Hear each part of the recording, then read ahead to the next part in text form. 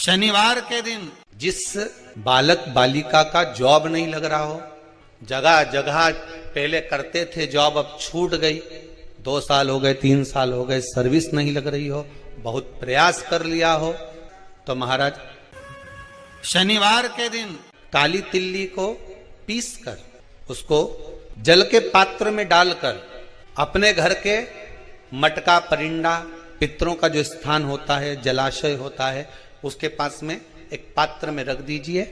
बेलपत्री या बट का पेड़ या पीपल का पेड़ इस वृक्ष के नीचे एक रात्रि तक रखे रहने के बाद में दूसरे दिन अपनी कामना कर जिनका जॉब नहीं लग रहा या कहीं उलझने उत्पन्न हो रही है, उस व्यक्ति को हाथ में ले जाकर उस पात्र का जल इन 3 में से किसी भी वृक्ष के नीचे उस काली तिल के जल को समर्पित कर दीजिए। महाराज बाबा चाहेगा 3 महीने में कहीं ना कहीं योग बना ही देगा।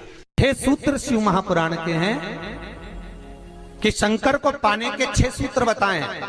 पहला, मस्तक पर तिलक लगा दो, त्रिपुंड लगा दो, नहीं लगा सकते तो गले में रुद्राक्ष की माला पहन लो, इतना भी नहीं कर सकते, तीसरे नंबर का सूत्र है कि भगवान शंकर का मंत्र जाप कर लो, नमः शिवाय, ओम नमः शिवाय।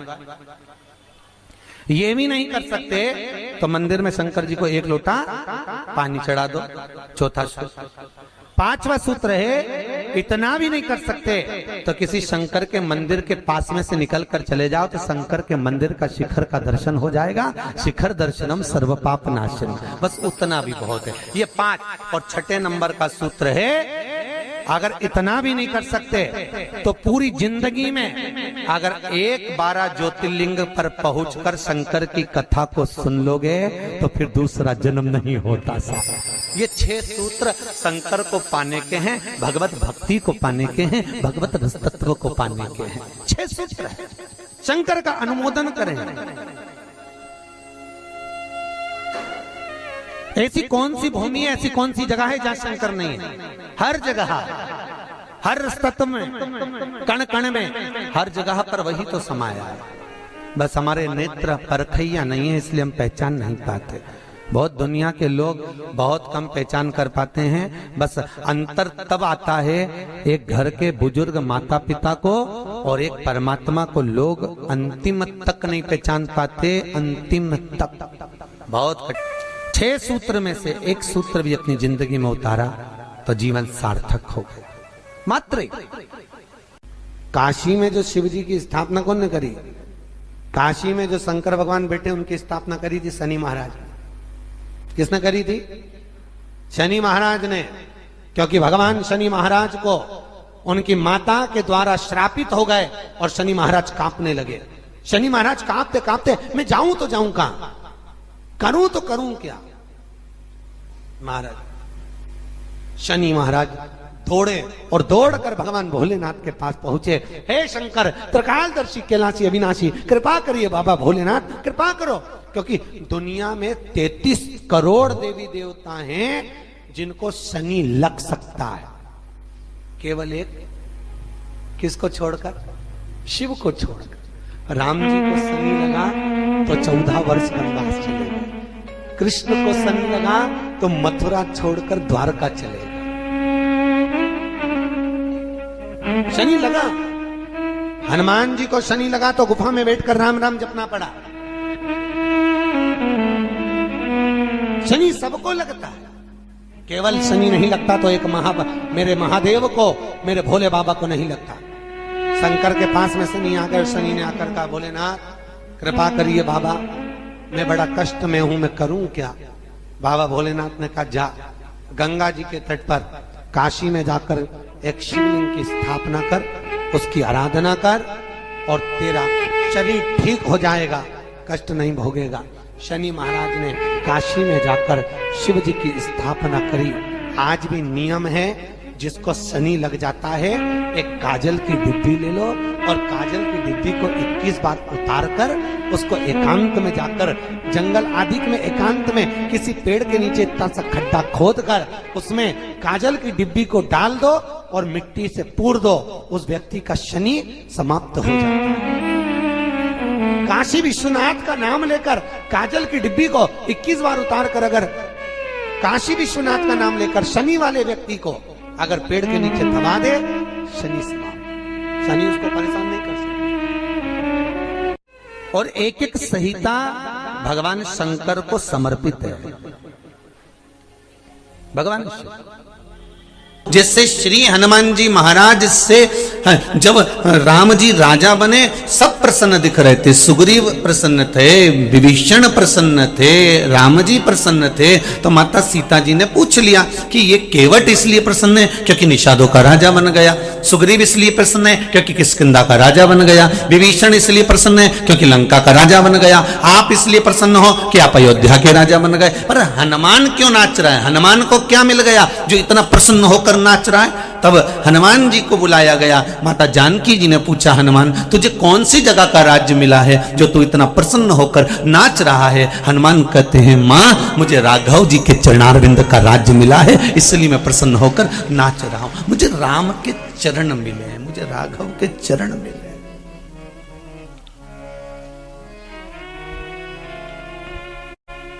पवन तनय संकट हरण मूर्ति राम लखन सीता सहित हृदय बसहु सूरभूमि। मुझे राघव जी के चरण प्राप्त हो गए, मुझे राम जी के चरण मिल गए। ये मुझे जो राज्य मिला है ये कोई साधारण नहीं है। कोई आपसे कहे कि आपका पता क्या है, तो घर का पता नहीं देना है हमको, दुकान का पता नहीं देना है हमको, हमारा खुद का पता दीजिए कि हम कहां हैं। राम जी पूछ रहे हैं, क्यों रे हनुमान, कुछ निशानी लाया है? ये चूड़ामणि लाया हूं। अच्छा हनुमान, तुम शिव के अवतार हो, तुम्हें मालूम है? हनुमान जी ने कहा, प्रभु आपको नहीं मालूम कि आप नारायण के अवतार हो? आप नारायण के अवतार हो, मैं शिव का अवतार हूं, और ना मैं आपके बिना रह सकता हूं ना आप मेरे बिना रह सकते हो, इसलिए मेरा अवतार हुआ है और इसीलिए आपका भी अवतार हुआ है। जी राम जी ने कहा, हनुमान पूर्व के लेन देन मिटाने के लिए हमारे अवतार हुए हैं।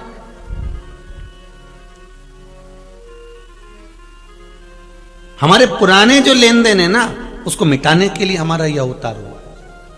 और राम जी महाराज हनुमान जी से कह रहे हैं, ये सारे जितने बने ये सब कर्म के दंड के कारण बने हैं। सुनो हनुमान, तुम लंका गए थे तो तुम्हें कुछ स्मरण रहा है कि नहीं रहा? हनुमान जी कहते, प्रभु आप ही की आज्ञा थी। जब आपने मुद्रिका निकाल कर दी, राम नाम लिखी मुद्रिका मुझे मिल गई, उस मुद्रिका को मैंने मुख में रख लिया, क्योंकि राम नाम अगर जिह्वा पर है, मुख में है, तो ऐसा कोई काम नहीं जो पूरा नहीं हो सकता, इसलिए मैंने उसको मुख में रखा, मैंने राम। फिर हनुमान जी कहते हैं, मैं लंका जाते समय सब जगह देख लिया, और देखने के बाद मुझे एक पत्थर दिखाई दिया, शिला दिखाई दी, मैं उस पे चढ़ गया। तो राम जी ने पूछा, तूने उस पत्थर को पहचाना कैसे कि इसी पे चढ़ना था?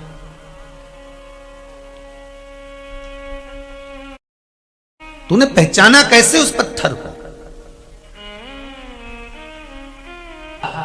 उस पत्थर को कैसे जाना है तू?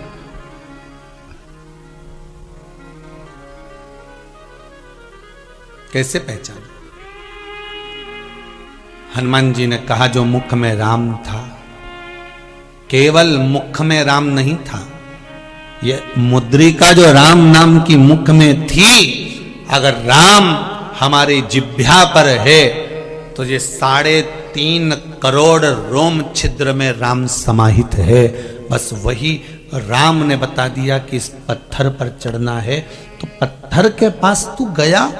हाँ, फिर क्या हुआ? हनुमान जी बोले, उस पत्थर के पास जाकर मैंने क्या देखा कि जो पत्थर पड़ा हुआ था, जो शिला पड़ी हुई थी, जो पर्वत पड़ा हुआ था, सब जगह पर समुद्र की लहरें बढ़ बढ़कर झोंटा दे रही थी, समुद्र की लहरें अपनी उछालें दे रही थी, पर केवल एक पत्थर ऐसा था उस पर समुद्र की लहर नहीं पड़ पा रही थी, उस पे समुद्र की लहर नहीं जा रही थी। जैसे प्रभु हनुमान जी ने कहा, जैसे आप माता अहिल्या के दरवाजे पर गए थे और मां अहिल्या जो पत्थर की हो गई थी, ना वहां पशु आते थे ना वहां पक्षी आते थे। क्यों? जिसको श्राप लगा होता है उसके पास में कोई नहीं आता। ये हमारे कर्मों का खेल है महाराज जी। आपके पास में धन होगा, दुनिया आपकी होगी। आपके पास में संपदा होगी, दुनिया आपकी होगी। आपके पास में वैभव होगा, दुनिया आपकी होगी। और जब आपकी दुख की घड़ी आएगी, जब आपकी तकलीफ की घड़ी आएगी, जब आपके जीवन में कष्ट आएगा, जब आपके जीवन में रोग आएगा, जब आपके जीवन में बीमारी आएगी, जब आपके जीवन में थोड़ा सा दुख तकलीफ आ गई, जो अपने थे वो भी साथ छोड़ देते, वो भी साथ छोड़ देते। तो हनुमान जी कहते हैं मेरे पहचानने का कारण एक ही था कि उसके पास समुद्र की लहरें नहीं आ रही थी। अच्छी लहर उस पर्वत के पास में, उस पत्थर के पास में नहीं आई, मैं जान गया था। फिर इसलिए मैं उस पत्थर पर चढ़ गया। राम जी ने कहा, हनुमान तुम उस पत्थर को पहचानते हो? हनुमान जी बोले, प्रभु बस यहीं तक जानता हूं कि समुद्र की लहर उसके पास नहीं पहुंची, इसलिए मैं उस पर चढ़ा।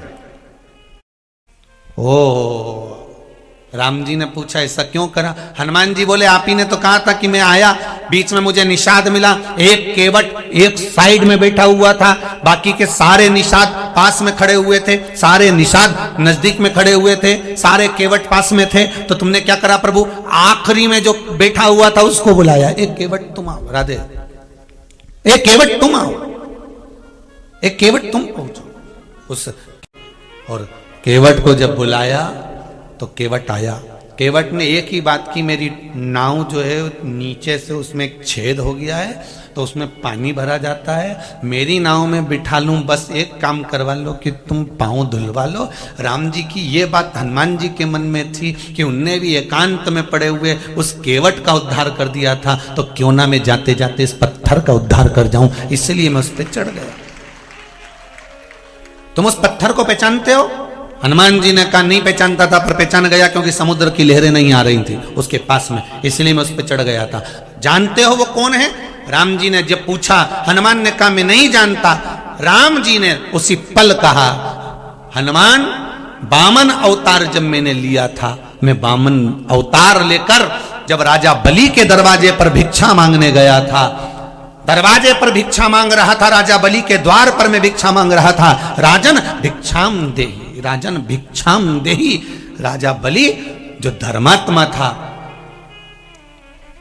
राक्षस, था असुर, पर धर्म उसके भीतर था, क्योंकि प्रहलाद के वंश का था, इसलिए दान धर्म पुण्य करना जानता था। 98 यज्ञ राजा बलि कर चुका था, 99 वाला यज्ञ चल रहा था, और मैंने जाकर उसके दरवाजे पर भिक्षा मांगी थी। फिर वामन भगवान का रूप रखकर मैं गया था, भगवान राम कहते हैं मैं वामन भगवान बनकर गया था। फिर प्रभु क्या हुआ ये तो बताइए। तब भगवान कहते हैं जब मैं उसके यहां भिक्षा मांगने गया, तब मैंने उसके द्वार पर जाकर आवाज लगाई, द्वारपालों ने जाकर राजा बलि से कहा, राजा बलि दौड़ के दरवाजे पर आया कि ब्राह्मण का बालक आया है, मैं उसको भिक्षा दे दूं। पर मैं जैसे ही दरवाजे पर पहुंचा तो वामन भगवान ने कहा, राजन भिक्षा चाहिए। राजा बलि भिक्षा चाहिए। मैंने जब राजा बलि के दरवाजे पर आवाज लगाई भिक्षा मांगने के लिए, तब राजा बलि मुझसे कहते हैं, प्रभु भिक्षा चाहिए? हाँ तो ले लो जो चाहिए आपको। भगवान बोलते हैं संकल्प छोड़ना पड़ेगा, संकल्प छोड़। फिर राजा बलि उस समय पर अपने बेटे को आवाज लगाए, जे जे, बेटे को आवाज लगाई राजा बलि ने, जे जे। राजा बलि ने अपने पुत्र को आवाज लगाई, बेटा दौड़ कर आया, पिताजी बोलिए क्या बात है, क्या बात है बोलिए।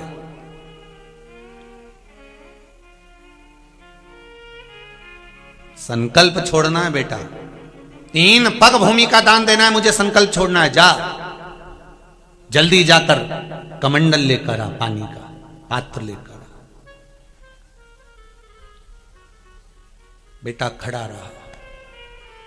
खरगोन की कथा याद करो, उसमें एक बात कही थी, जब बेटा नहीं गया खड़ा खड़ा देखता रहा। क्यों?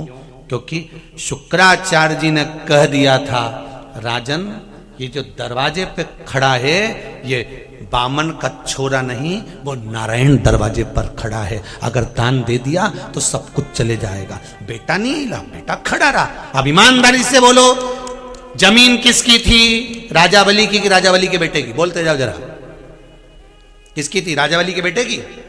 राजा बलि की। जायदाद किसकी थी? राजा बलि की। दौलत किसकी थी? राजा बलि की। सत्ता किसकी थी? राजा बलि की। राजा कौन था? राजा बलि। पर बेटे से कह रहा है जल्दी जा और कमंडल का जल लेकर आ, मुझे संकल्प छोड़ना है। बेटा नहीं गया, बेटा गया ही नहीं। जब 2-4 बार कहा जाओ जल्दी जाओ, मुझे संकल्प छोड़ना है। कई बार हमने देखा है बूढ़ी बूढ़ी मातर कमंडल लेकर आओ, राजा बलि का पुत्र बहुत बार कहा नहीं गया, 8-10 बार कहा तब राजा बलि का पुत्र गया, अंदर गया, निकलकर बाहर नहीं आया। 3 घंटे तक वामन भगवान राजा बलि के दरवाजे पर खड़े होकर आवाज लगाते रहे, राजन भिक्षाम देहि। राजा बलि कहता है मेरा बेटा गया है, अभी लेकर आता होगा जल, मैं संकल्प छोड़ूंगा। मेरा पुत्र गया है, अभी जल लेकर आएगा, मैं दे दूंगा। यही त्रिनेत्र शिव महापुराण की कथा है, जिसका एक नेत्र कहीं से लेकर सम्मुख तक आए। जाओ, मेरा बेटा गया है, अभी लाएगा तब मैं दूंगा, अभी मेरा बेटा गया लाएगा।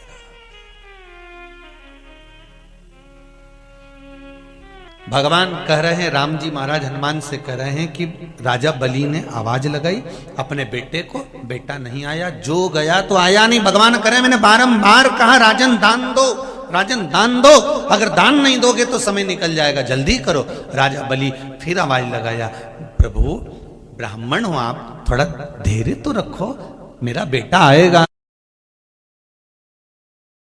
नहीं है, गुरु शुक्राचार्य जी कह रहे हैं, गुरुदेव कह रहे हैं कि अगर दे दिया तो सब चले जाएगा। राजा बलि ने कहा शायद तू इसीलिए जल लेकर नहीं आया, मेरे दान करने में तू रोड़ा बना है, मेरे दान करने में तू रोड़ा बना है, मेरे दान करने में तू पत्थर बना है।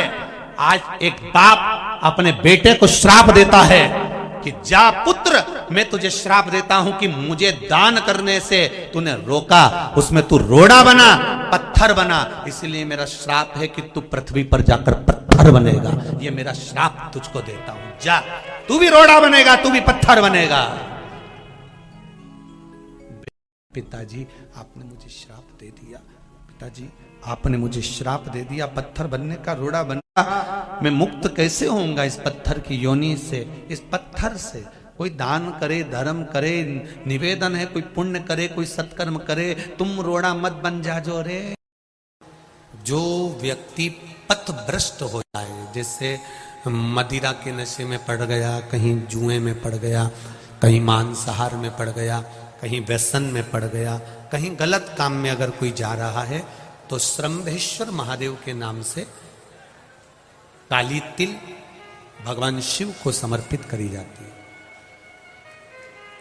महाराज काली तिल को वापस उठाकर ले आते हैं, उसी काली तिल को जो मदिरा का नशा करने वाला होता है या जो गलत व्यसन में डूबा हुआ होता है, उसको वो सुबह के समय अगर नहीं खाता तो भोजन के साथ उसको दिया जाए। श्रम्भेश्वर महादेव।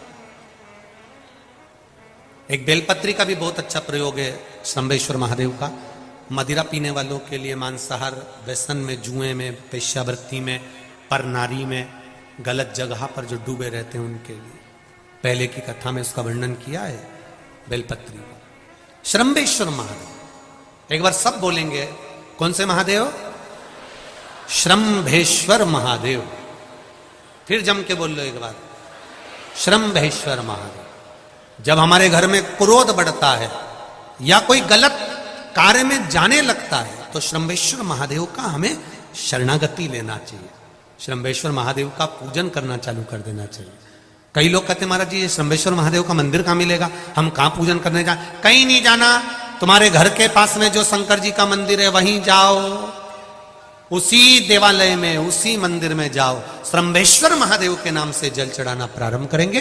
वो जल जो गलत संगत में पड़ा हुआ है उसका आचमन कराना प्रारंभ करेंगे, अपने आप उसकी धीरे धीरे बुद्धि सुधरना प्रारंभ हो जाएगी। ऐसा श्रम्भेश्वर महादेव का है। कुछ स्थान हमारे यहाँ पर बड़े सुंदर सुंदर स्थान निश्चित किए गए हैं, जैसे कैंसर आदि के मरीज के लिए हम लोग पहले भी कहते हैं कि त्रिजुगी नारायण का जल बड़ा महत्व रखता है। जिसका शरीर या जिसको एक पत्र आया है कि किसी को मिर्गी का झटका आना चालू हो गया था। अब पत्र ढूंढेंगे तो समय थोड़ा लग जाएगा। जिसने लिखा है उसके स्मरण में होगा, जिसने भी लिखा होगा कि बीमारी के चलते चलते फिर मिर्गी आना चालू हो गई।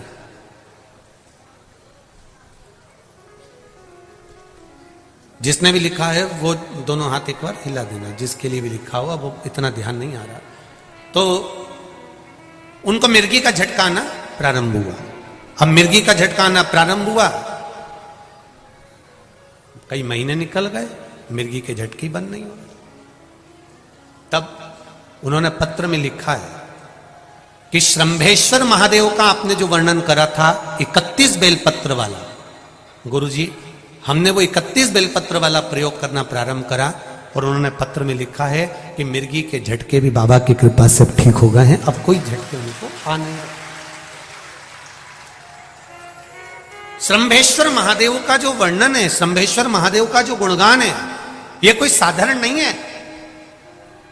शिव महापुराण में भागवत के प्रहलाद चरित्र को लाकर रखा गया है केवल श्रम्भेश्वर महादेव के प्रागट्य के लिए। ऐसा श्रम्भेश्वर महादेव का गुणगान। एक बार फिर आप लोग भूल ना जाओ, उसके लिए एक बार फिर से बोल लो, कौन से महादेव? श्रम्भेश्वर महादेव। ये श्रम्भेश्वर महादेव जैसे कुंदकेश्वर महादेव। कुंदकेश्वर महादेव का क्या काम है? माता पार्वती ने विदल उत्पल को मारने के लिए जो कुंदुक फेंका था, वो कुंदुक भगवान शंकर के पांव में जाकर गिरा था, तो शिव जी का नाम कुंदकेश्वर हो गया था।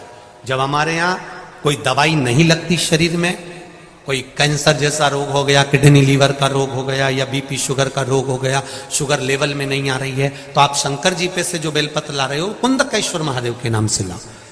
दवाई खाओ, डॉक्टर को दिखाओ, सारी जांचें कराओ, डॉक्टर के अनुसार चलो, डॉक्टर जैसा बताए वैसा करो, पर उस दवाई को भी शिव जी से कहकर कि बाबा कुंदकेश्वर महादेव का नाम लेकर उस दवाई को भी हम कुंदकेश्वर महादेव का प्रसाद समझ कर पाना प्रारंभ करो, धीरे धीरे आराम लगना प्रारंभ होगा। कुंदकेश्वर महादेव रोग मुक्ति के लिए होते हैं, और श्रम्भेश्वर महादेव बोलो बोलो जरा जम के, व्यसन की समाप्ति के लिए।